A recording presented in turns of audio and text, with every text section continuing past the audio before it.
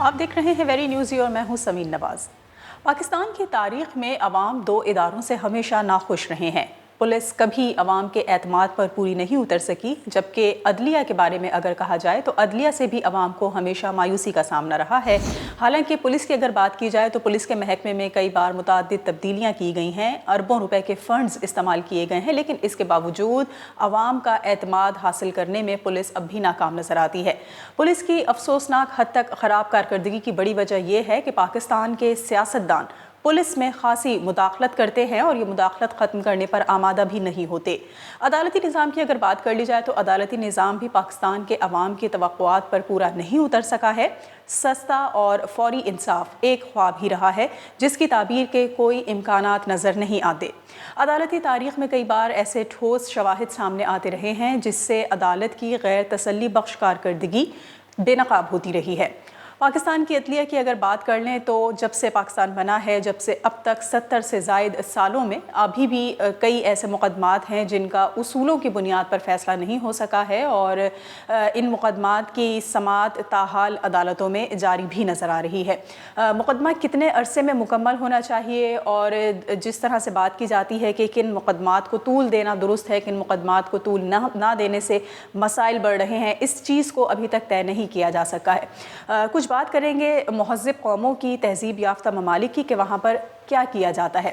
آپ کو کچھ واقعات آپ کے سامنے رکھتے ہیں۔ 2014 کا سال تھا جب امریکی ریاست اوہایو کی عدالت میں ایک خاتون جج ٹریسی ہنٹر کو گھسیٹ کر ہتکڑیاں لگا کر لایا جاتا ہے اور سخت قید بامشقت کی سزا دی جاتی ہے۔ اس جج پر الزام تھا کہ اس کے بھائی کے پاس آمدن سے زائد اثاثے تھے اور ان اثاثوں کو بنانے میں اس جج کی غیر قانونی فیصلوں کا عمل دخل تھا۔ ناظرین، جب اس جج کو عدالت سے گھسیٹ کر لے جایا جا رہا تھا تب امریکہ کے کسی جج نے یہ نہیں کہا کہ یہ امریکہ کے نظام انصاف پر حملہ ہے۔ تب یہ جج ٹریسی ہنٹر اگر چاہتی تو اپنے ساتھ 10 یا 12 ججز کو ملا کر ایسے قوانین بنا لیتی کہ اس کے بعد اگر امریکہ میں کوئی جج یا اس کی فیملی کوئی کرپشن کرتی تو اس کو پکڑا نہیں جا سکے گا۔ مگر خیر چھوڑیں، ایک اور واقعہ سنتے ہیں۔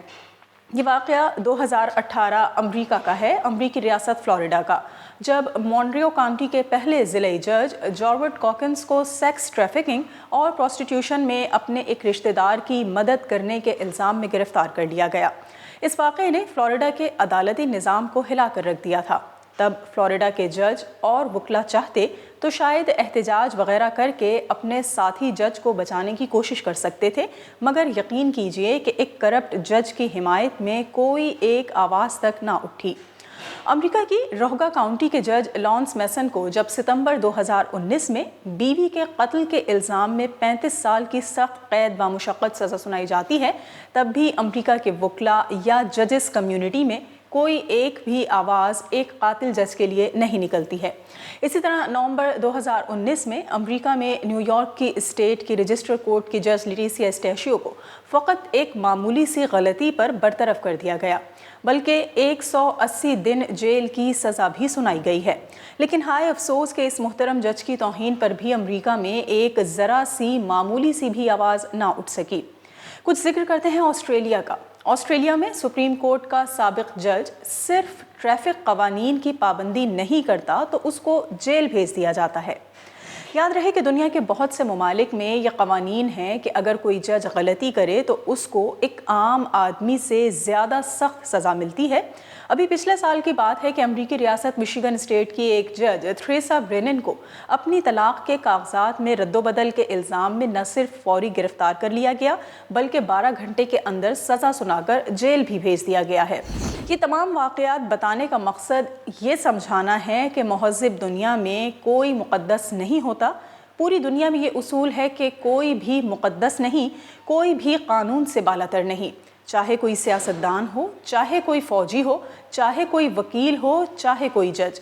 کوئی بھی جرم کرتا ہے تو اسے برابر کی سزا ملنی چاہیے، کیونکہ اگر ایسا ہوگا کہ آپ اپنی کرپشن چھپانے کے لیے اپنے ساتھیوں کے ساتھ مل کر کوئی قانون بنوا لیں اور باقی عوام ایک الگ قانون، تو یاد رکھیں کہ ایسے طرز عمل قوم اور ادارے دونوں لے ڈوبتے ہیں۔